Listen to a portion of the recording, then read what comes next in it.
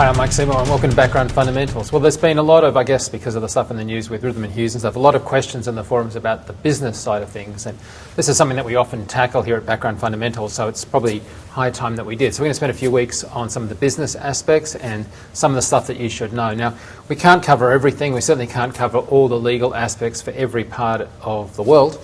And I should say that we're just giving you some signposts of things to look up. You shouldn't take what I say as gospel or legal truth. I'm not a lawyer. But I will flag some of the things that maybe you're not aware of, because surrounding the great stuff that we do, this great core of really interesting stuff that made us all want to get into the industry, the creative, cool stuff, is this incredibly fragile shell which can easily break. And when that breaks, the whole thing falls apart. And that shell, of course, is the company. So we're going to look at the fact that the industry is hurting and why it is, and then we're going to go into what you should worry about in the short term and in the long term. And I'm going to get into a bunch of, as I say, sort of legal signposts really of what's going on. And we'll use Rhythm and Hughes as a bit of an example along the way, because they've filed a lot of documents as part of their bankruptcy, which gives you a window into what's happening at a large VFX house right now. And then, as I say, later in the term, and certainly next week, we'll look into games and some other areas.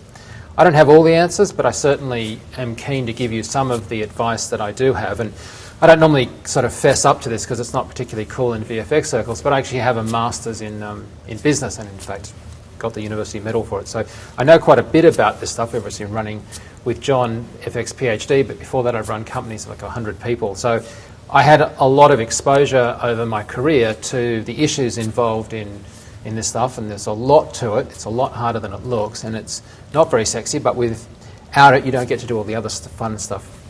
Okay, so firstly, we know the industry's hurting. There are these layoffs happening around the world, not just in California, and there are shutdowns and there are companies going into Chapter 11, and that naturally causes a lot of concern from a lot of people. I think that you need to be really well informed, and you'll need to make your own decisions on what you do and how you act, but you do need a lot of sort of non-gossipy kind of hardcore information to make those decisions over. But ironically, visual effects have never been more successful, right? They're working really, really well. There's great stuff being produced on screen. There's lots of visual effects being done. It's not as if we're in an industry that's shrinking. Films that have strong VFX are box office gold oftentimes. And it's not as if we're in an industry like we're making, horseshoes and along's coming the car and it's all being replaced. The VFX industry isn't something that's shrinking and going away because it's been computerized and being taken away by some other thing. It's at the core of the technological advances. So, in this $2.2 billion industry, you've just got a lot of change. You've got a lot of unnerving kind of upheaval, and we just have to work out how to work our way through that. But change is opportunity, and as my good friend Jeff Hughes taught me, change is the only constant we have. So while things are churning, and they are definitely churning right now, there are going to be people that come out the other side in 5 or 10 years well positioned, and you'll look back and say, hey, why didn't I think of that, or why didn't I act accordingly? So it's hurting because of these razor sharp margins. It's hurting for not least of which because there's a lot of stuff to do with changes and the way clients work. Clients demand these changes, don't want to pay for them. They think that things should be cheap. They don't shoot things properly and then expect to not have to pay the consequences for them. And I guess at the coalface we see some of that, right? We see people coming to us and saying, I'd like you to do this, or can you do this for free and just, I'll pick you up on the next one kind of thing. I'm going to stay away from that side of stuff because I think we've covered it a little before. It is a really hard area and certainly problematic, but that's not what I'm going to be talking about primarily. There's also outsourcing. A lot of work is moving around continents and shifting, and a lot of that is in relationship to grants and subsidies. Again, I don't think that's going to go away, but there is a huge amount of discussion going on about this. Are subsidies in fact a good idea or not? Even in Australia, as I'm speaking to you now, there was a special concession made for Wolverine that caused Wolverine to be able to have a lot of work done here in Australia. And then suddenly companies came out of the blue and said, hey, we'll bring you the next, Brad Pitt film if you give us the same extra subsidies that you gave Wolverine. And they're like, well, Wolverine was just a special case. And, well, if you don't give us the money, we're not going to come there. We're going to go somewhere else. And that could be British Columbia. It could be just anywhere in the world. So there's a ton of complexity going on.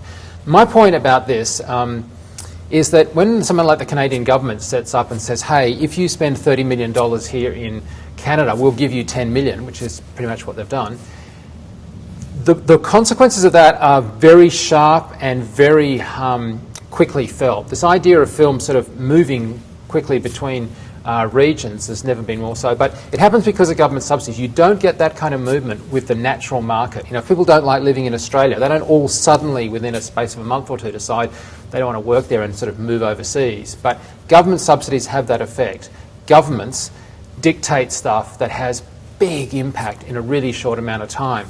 And governments are basically buying popularity. Politicians are spending your money as a taxpayer to get an industry there because they think either A, it's good for the country, or B, they think it's good for themselves politically because people like having movie stars around and shooting films.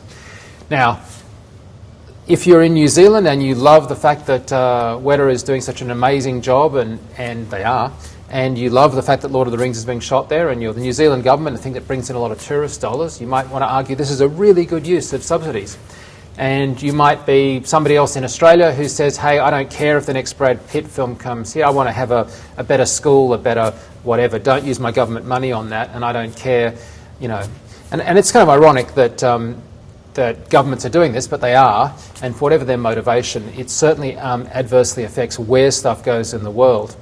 Nevertheless, you can check that out for yourself. There's a great website that Ian found here in the office which has an ability to compare subsidies between countries. It's very complicated, it moves all the time, but there's no doubt about it.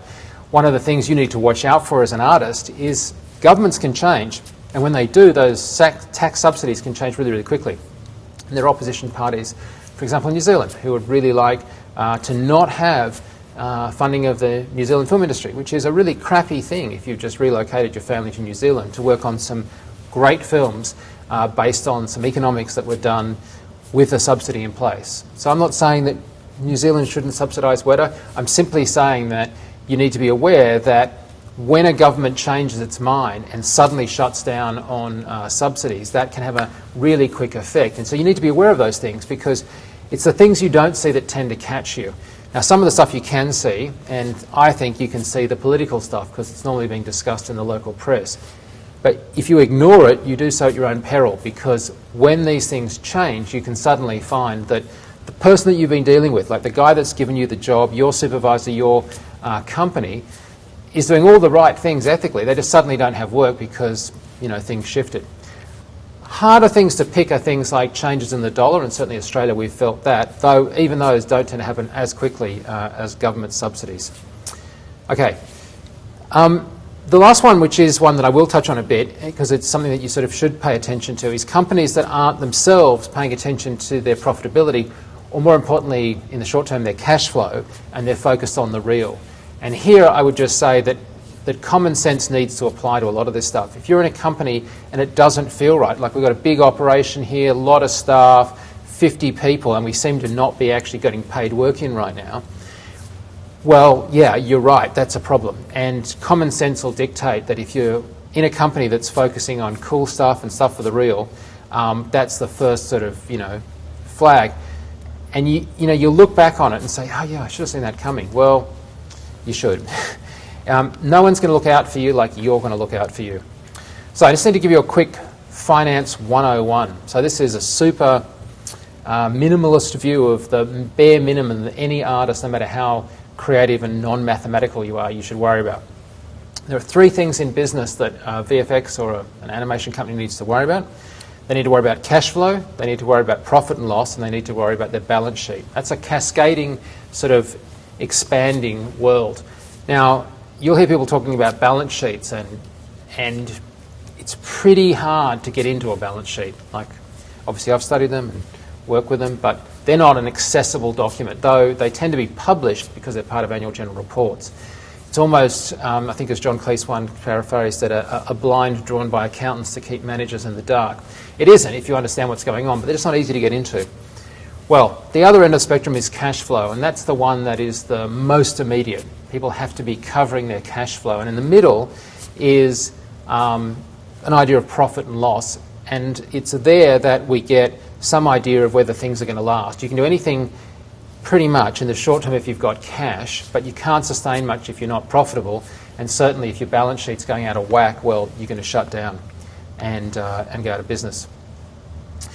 And the reason why the middle one is different from the first one, the idea of cash flow and profit and loss, is something that people have often asked me about here at Background. They're like, well, are they the same thing? Like, if I've got money coming in, isn't that my profit and loss? And the big sort of difference that I'd offer up is depreciation. Depreciation is a huge factor that isn't considered in cash flow, that is considered in profit and loss. And depreciation doesn't seem like a real number, right? It seems like something that somebody made up. So let's just quickly go through that and then we'll move on. So you've got money coming in and you want that to cover your fixed costs, like the rent, like keeping the electricity on, that kind of stuff.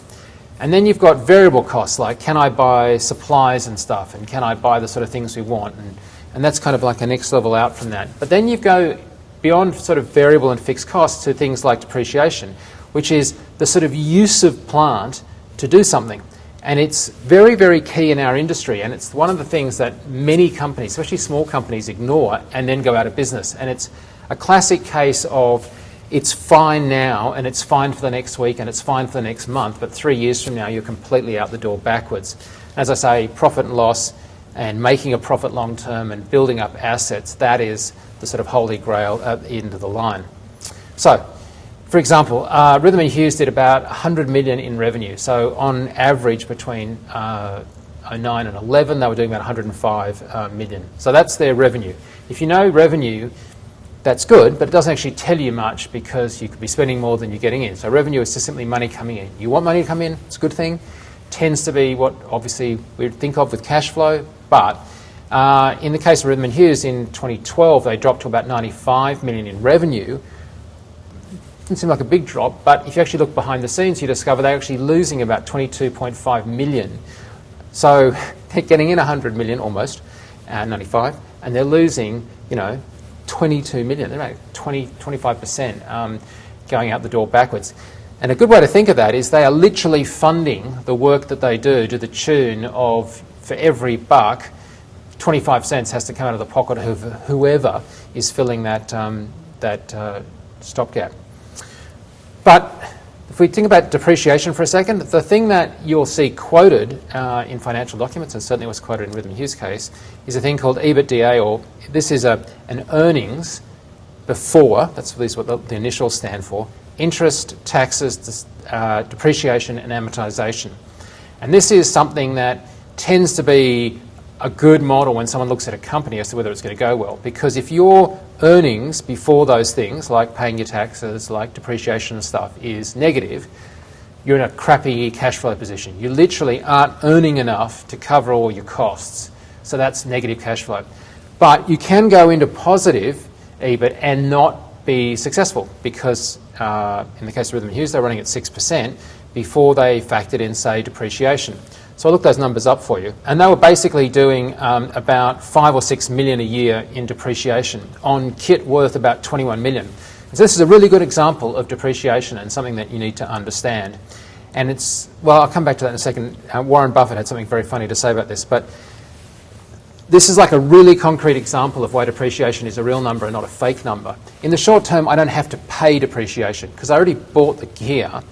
And so I have it, right? I have a bunch of gear. I have the camera that I'm being filmed on right now. It's an Epic camera. Let's say I bought that from earnings that the company had. Me had cash, bought a camera, no problem. Imagine that that isn't a camera, it's a computer. And reasonably at a pinch, you can't imagine using a computer for maybe more than 3 or 4 years before you have to update it with a brand new one. But let's just say 4 years for argument's sake. If I buy $20 million worth of computers, in 4 years' time, I have to buy another $20 million worth of computers. So that idea of having a $5 to $6 million depreciation, which is exactly what Rhythm and Hughes had, is then basically saying every year we're kind of using a quarter of the computers up. We're not physically throwing them out. No computer in this scenario stops working. It's just that after 2 years, we've kind of used up half of that 20 mil, because after 3 years we've used up 3/4 of it, after 4 years we have to buy new computers, and then consequently have to come up with another 20 mil. So you allocate each year, part of this expenditure. And that's why it tends to kill small companies, because they buy the kit, they run only on cash flow, they ignore depreciation, and after a few years they have to buy new kit, they've got no money. They borrow money, buy new kit, don't depreciate it again. Second time round, can't borrow any more money, can't do anything else, just go out of business. A 2 depreciation cycle is a classic small company in our industry going out of business. If anyone gets past a 2 depreciation cycle, then they have some respect, certainly from me. Okay, so what do you need to do? You need to understand what's going on with your company and keep an eye on how it's going. So I said already, keep an eye on just obvious stuff that's happening around the facility. You also need to manage your own health and your own wealth and your own future. And this may sound like a complete motherhood statement, but there's no point giving everything to the company and working yourself to the bone and being completely exhausted and expecting the company as an entity to necessarily look after you, even though the people you work for may look after you. And the reason for this is that when a company goes into Chapter 11 or Chapter 7 or voluntary liquidation or some of the other things we're about to talk about, it may be out of the hands of the people that you are dealing with. I might be hired by this great guy, and I really trust this person. I've known him my whole life. It's like a brother to me. But if he owns the company and the company goes into liquidation, the order at which people get paid has got nothing to do with that individual. It's completely controlled by the law. And so if I'm a wasted wreck and then trying to go out and get a job, it doesn't matter that that person promised anything. That person has no discretionary ability to come through with that. And that's a big trap that we fall into. We believe that the people that we're working for are good people, and they really well may be great people. But the people they're working for may still be good people, but decide to put the company into liquidation, and then it all goes down via the numbers, and you may just be strung out. So, have to pay attention to that stuff. A couple of other things. You need to be a generalist. Don't become too much of a specialist, because generally speaking, you've got less flexibility in every respect, which of course is why PhD encourages you to do courses outside just one narrow area. We don't want you to just become the best X possible. We want you to have X plus a couple of other things around you, and that's never been more true than it is today. You need to maintain contacts outside the industry. You need to go to panels and either present so you're well known or meet people at talks. It's super easy to get narrow focus and not participate in your local industry. But you need to get to things like a SIDGRAPH or an NAB or whatever it is, meet some people, get some contacts, stay in touch. Apart from anything else, you'll get feedback about your own company from them. They'll give you a call and say, hey, I heard something from one of our suppliers, one of our clients, and that's all important. You just have to be thinking away from the company as family. My kids will never do anything that'll stop me loving them, but as a company, that doesn't apply, right? Because companies aren't institutions built on love, they're built on financial regulations. And you need to know your rights. You need to know exactly what your rights are.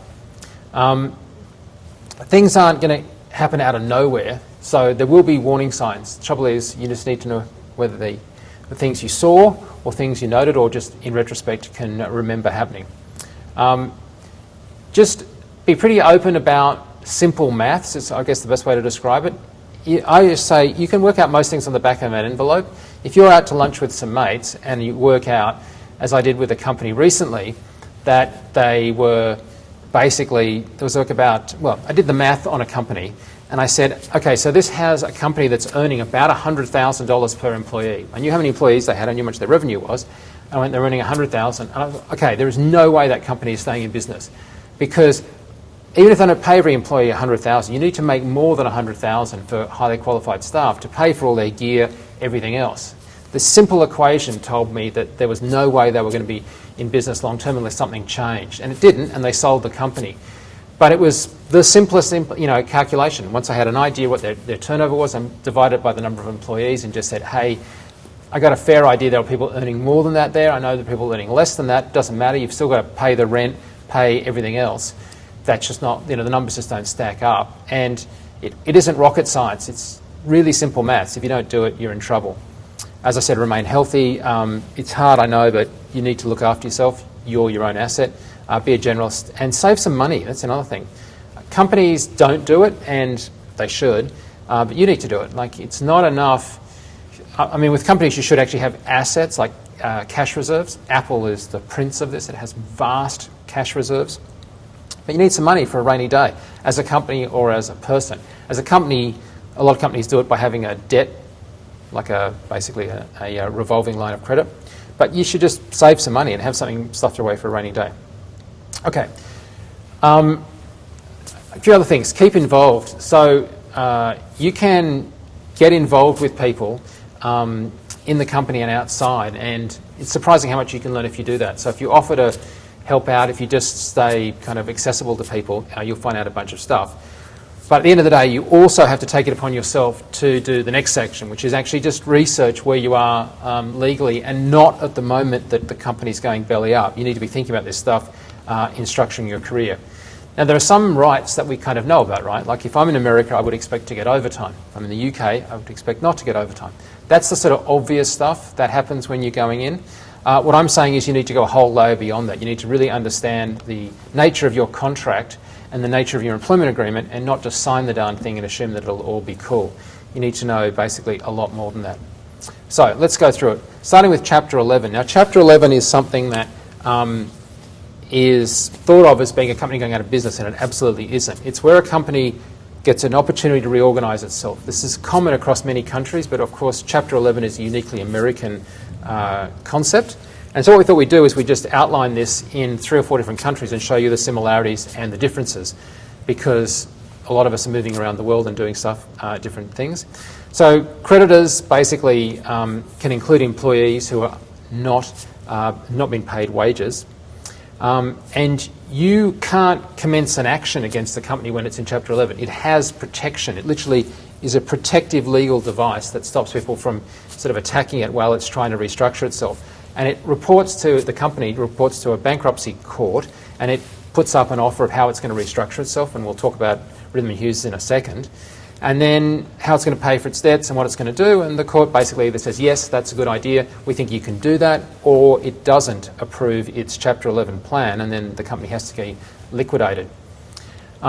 If you're owed wages, salary, especially if you're a contractor, then you have to actually apply to get those. You have to claim in bankruptcy, and you'll be either then a priority or an unsecured creditor. And so your status is that of a queue. Now, when you go Chapter 7, that's different. Chapter 7 is the company actually declaring bankruptcy and liquidating. It's basically the idea is we're going to sell everything that we've got to pay whoever we owe money to. And so very much employees move from being called employees to being called creditors, and you then have to be in line. And basically an employee gets their salary after any secured creditors. And there's nothing that anyone in the company that hired you, your local boss, your supervisor can do about this. This is all completely legal. So, staying with America, in Chapter 7, as we would be, you would get about $10,000, and that's adjusted for inflation, and there are a few other things. And again, this is not meant to be the absolute legal, but it's just a good guideline where you are. But there's a really interesting period here. This is to do with 180 days of work prior to the company filing for bankruptcy. This is important because there are occasions where people are not working at the moment for salary. They're working for free with deferred salary. But 180 days seems like a long time, but that's really important because there are these literal milestones that what happens before 180 days is treated completely differently. So you might be owed money from before that. It doesn't count. There are going to be a bunch of other costs you're not aware of, but will hit you if you're an American, like healthcare, because that won't. COBRA, which is the Consolidated Omnibus Budget Reconciliation Act, which allows you to have continuous health care. That's probably going to go belly up. Okay, and then normal pension benefits are also guaranteed, your 401ks, but they also, if there are unpaid obligations there, they come in. Okay, so I mentioned we move off Chapter 7 for a second, just put that to one side, just go back to Chapter 11, which is what happened with Rhythm and Hughes or something. There is this finite set of priorities, and it's just bizarre to me, but this is what they are in order. One is domestic support obligations. So this is, of course, if somebody as an individual is got actual, child support type stuff, so not so relevant to us. Then there's the administrative requirements of the guys that are actually administrating the bankruptcy case. So they come to the head of the queue. Otherwise, no one would ever get involved with the bankrupt company. So if you're the company brought in to sort out the bankruptcy, you get paid sort of pretty much first. And then there's some stuff to do with claims that arose between when they filed and when you actually get to court. But the next one after that is employee wages, and that includes a whole bunch of stuff. And it has an actual dollar cap on it, and it's this 180-day period prior to the bankruptcy filing. So if you've got stuff owing because you haven't been working for ages, or you've got stuff owing from before and you've been on half wages, 180 days is a really non-trivial amount of time, I know, but it's a big stake in the stand, and that clock, once it's running, if you've got any costs that are hanging around for a while and it was from like a year ago, they're going to be treated completely differently. Now, it is possible that this can cover contractors who've done work in that 12-month period if it's perceived that the contracting work was pretty much equivalent to working as somebody full-time. But the law on that is beyond me. And then you have other things to do with unpaid contributions to the employees' benefit plans. Again, this 180-day rule applies. And it's, of course, in line with what I just mentioned before in Section 4. And that's at 5 in our queue. It goes on to like 10. The next one, which I think is lovely, is if you're a grain producer or a fisherman, you get in really early. It's under some special law that was passed, up to $5,400. If you're a consumer and the company had layaway plans, like progressive payments on products, then, well, they get in up to $2,400 next. Then there are taxes outside the bankruptcy stuff. Then there are commitments to federal depository institutions, which is if you're a financial institution. And then there's claims if the guy or the person that was the bankruptee was in fact involved in a drunk driving accident that caused a personal injury. These are really spelt out things that are very, very, very particular as to what's going on. So because these are so particular in their ordering, if your employment contract has your full-time employee, you stand a very good chance of being in front of the person that's just working as a company that's subcontracting and providing services. And the more remote your company is from looking like an employee, the more likely you're going to go down in the chain and get paid. And certainly here at FXPhD, we did some work for a company in the early days, a production company. Went out of business. They owed us $3,000. There was no way to really recover that because we were working as a contractor. Even though they were working for a major rock star, we had no access to the major rock star because we were contracted to the production company that went out of business. Learned that lesson. It happens, and $3,000 hurt in the early days of when we were setting stuff up. If we look at Rhythm and Hughes for a second, because we can look up their filings, they basically had about kind of 4.6 million in wages between January 16 and February 10, and they also owed about 1.7 million in people that they'd recently terminated, because you might be aware they went from staff of about 700, I think, across the US, I think I got these numbers right, to about 460. So they laid off a bunch of people before they went to be bankrupt, and that's a separate lawsuit that's going on.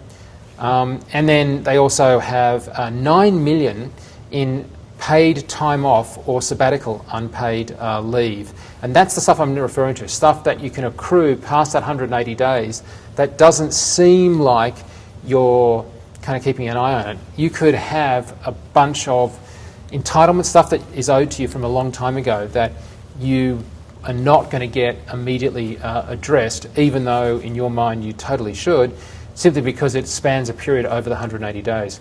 And then there's, I think there was unpaid medical of 1.7 as part of their self-insured plan, because as you know, if you're an American, health insurance is included in your employment contract. And I just flagged here that of these millions and millions of dollars that they owe, they actually only owed vendors 1.4 million. And this is significant because it highlights the fact that we tend to think, oh, well, if you're an employee, you're going to get your position in the queue in front of all the money they owe to all these other people. But I just want to flag, not having a gut Rhythm and Hughes or anything, but oftentimes employee salaries and stuff is the big item that is the money that they don't have. It's not like you've got stacks of stuff in inventory in our industry and employee salaries represent a small bit compared to all the billions of dollars of inventory you've got sitting here. Think about it for a second. If the gear is being depreciated down and not worth so much, and it only started at 21 million in the first place, they ran up a bill of like 4.6 million in under a month in salaries. So where you are in the queue makes a big difference to whether or not you're going to get paid. Okay, so Rhythm and Hughes, I believe, offered their bankruptcy court I'm going based off the filings that have been published, a plan, as I said they would, Chapter 11, to get out of bankruptcy. And I believe, don't quote me, that the plan is that by April 26th, they figured they needed $22 million. They had about 5.6 million they could see coming in, so they needed another about 17 million, and they wanted to get a loan, bank rates, whatever it is, pretty high interest rate, I guess. Bankruptcy company, you're not going to get it at 1%. I think I'm right in saying it's around 9%, maturing in about 2015. That's the Chapter 11 scenario. You say, I need this money even to keep operating. My short-term cash isn't going to be there. I'm going to get 5 million in, but I've got to pay out 22 million. To finish these films I'm working on, I need you to somehow help me organise my creditors and do stuff so that I can get a loan to pass myself through. It's by no means getting out of the woods, but I believe that's the plan they're after. Okay, so if we quickly compare that American scenario with, say, a UK scenario, there's no Chapter 11 in America. In England, there is administration. You have liquidation, or you go into administration. And same idea, the company gets a chance to restructure. There are entitlements to employees, and depending on whether you're actually being made completely liquidated, if you're using the Insolvency Act to finish and wind up the company or not, then you can apply to the National Insurance Fund. And there are government-funded bodies or processes in the UK, but there are caps on those as well. So £430 a week in unpaid salary, up to a maximum of 8 weeks. And 6 weeks holiday pay up to a maximum of £800.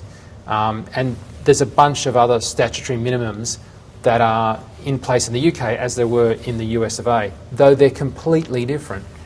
And the ordering is a little simpler. They don't have fishermen in their laws in the UK. It's fees to the liquidator, so that was that first proper item on the American list.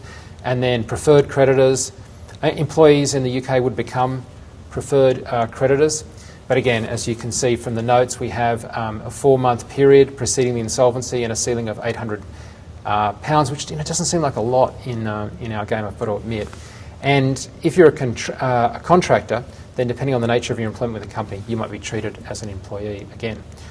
And then they have companies with floating charges over assets such as debentures, which is basically like loans. Unsecured creditors, which would be the guy that's delivering your water bottles, interest payable to debtors, and in some cases shareholders. In Australia, we have a very similar system to the UK. We have voluntary receivership and bankruptcy liquidation. The names are a bit different, but as Australia was basically built on a UK model, it's pretty similar. We have a fair entitlements guarantee you can apply under if the company goes under here.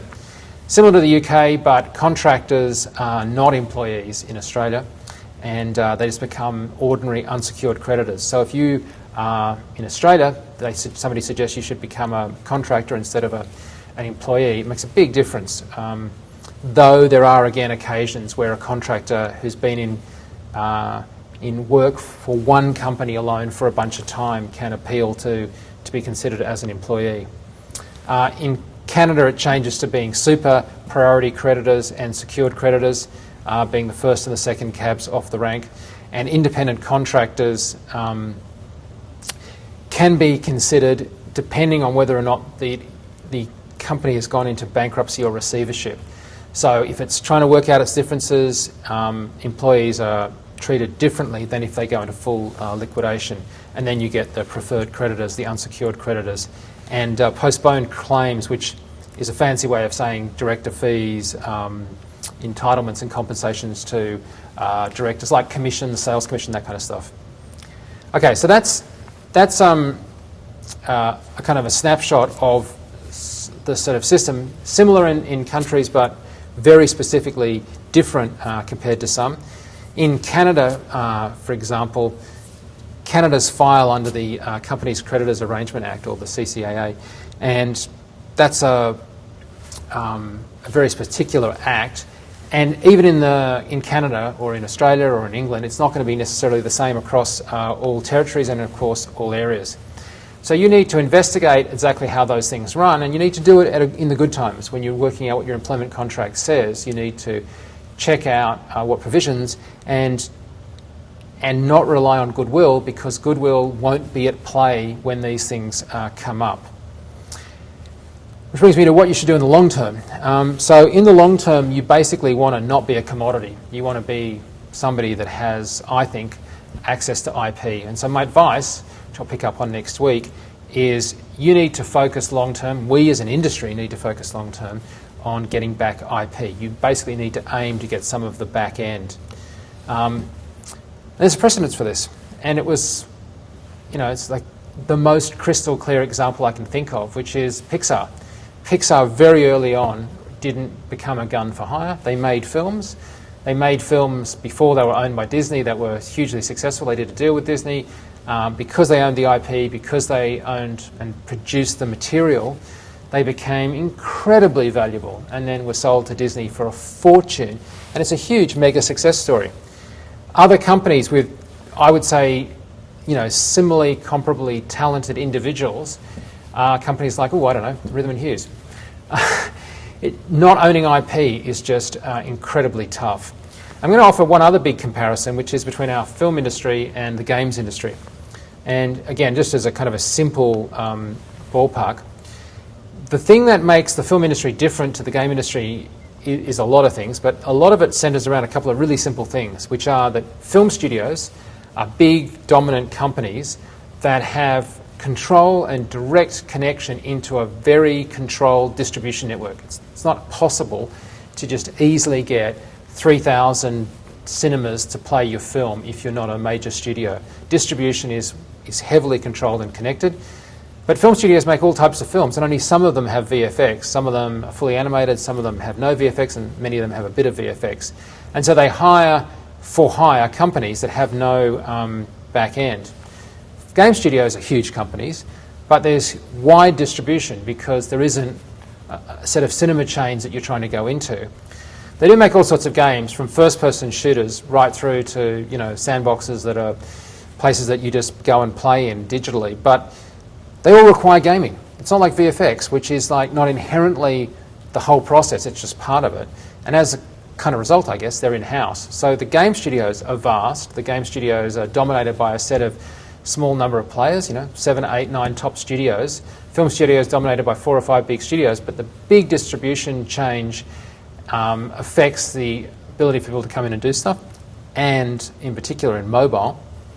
And then you have this idea that, well, that's all they do. They make games, so they have in-house people that make the games. And so even a big company that might have some umbrella small companies under it is a gaming company, where a film studio really isn't. A film studio is kind of like a finance distribution controlling company. And so VFX has no stake in the game. They just don't own their IP. IP is owned by the studios. Their content is mainly stuff that they own, though not all film studios do that. Some of them just distribute films that other people make. But they are big companies.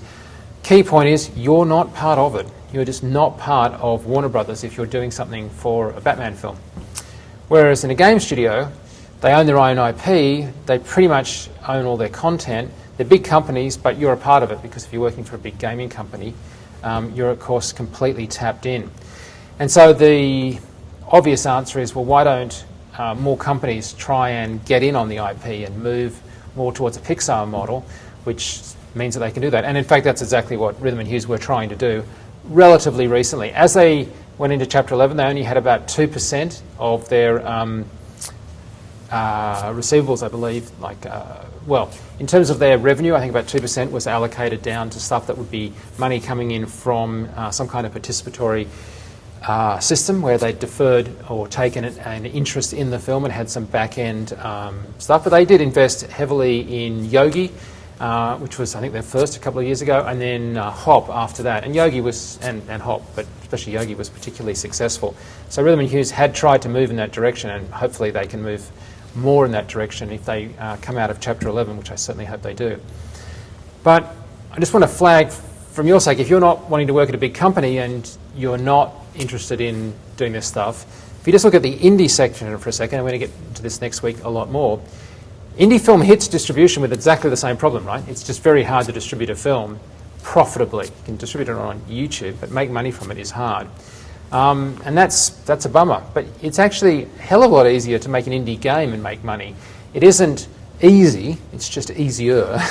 because distribution is so wild. There's a whole lot of stuff from mobile, where you can make games and sell them on App Store and make hundreds of thousands of dollars just with you developing through the Apple Store. But there's also companies like Steam and Valve and virtual goods, and all of that stuff I'm going to get into next week.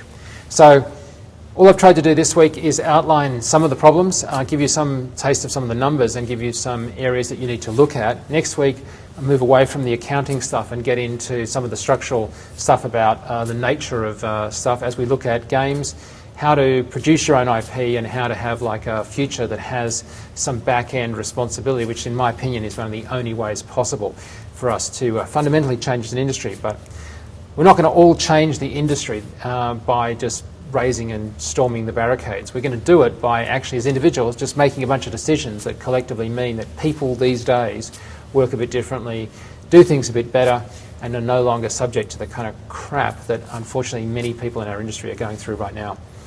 I just want to point out I have complete sympathy for Rhythm and Hughes, and we got these numbers because they were published as part of their bankruptcy.